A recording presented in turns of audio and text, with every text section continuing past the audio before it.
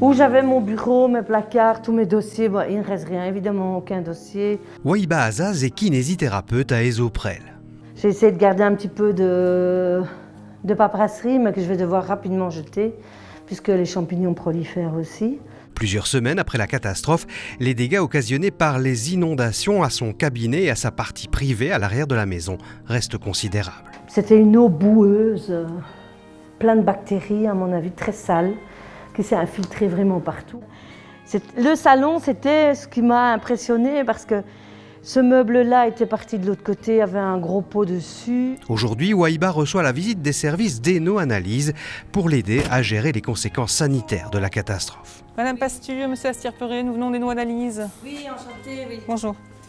Donc ici, tout a été inondé. Oui, jusqu'à la au trait ici. Moi, je vais regarder si vous avez des champignons supérieurs de type mérule qui se sont développés. Oui. Si pas, je vous donnerai quelques conseils pour éviter qu'ils apparaissent. D'accord. Et mon collègue fera tout ce qui est prélèvement d'air et de surface. Ici, on peut voir derrière les plaques de gyproc le développement de nombreuses plages de moisissures qui sont là parce qu'il y a eu beaucoup d'eau. Et c'est bien la preuve qu'il faut absolument éliminer les plaques de gyproc suite aux inondations, ainsi que la structure en bois.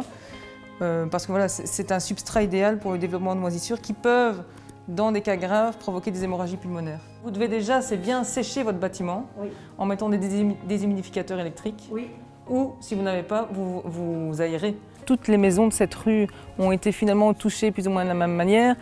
Tous les sous-sols ont été inondés et les rez-de-chaussée jusqu'au plafond.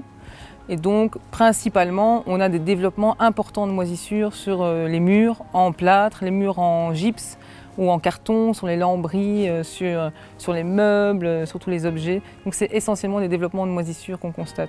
Je trouve que ça me sensibilise davantage à la problématique pulmonaire parce qu'on n'a pas conscience que c'est volatile en fait. Nous, notre mission principale, c'est de donner des conseils aux sinistrés pour que les effets, les désordres occasionnés par les inondations n'aient pas d'impact négatif sur la santé des occupants, que ce soit à court terme lorsque maintenant ils nettoient, à moyen terme quand ils vont faire les travaux et à long terme quand ils vont revenir habiter et reprendre une vie normale dans leur habitation. Plus difficile encore maintenant au niveau émotionnel, je pense.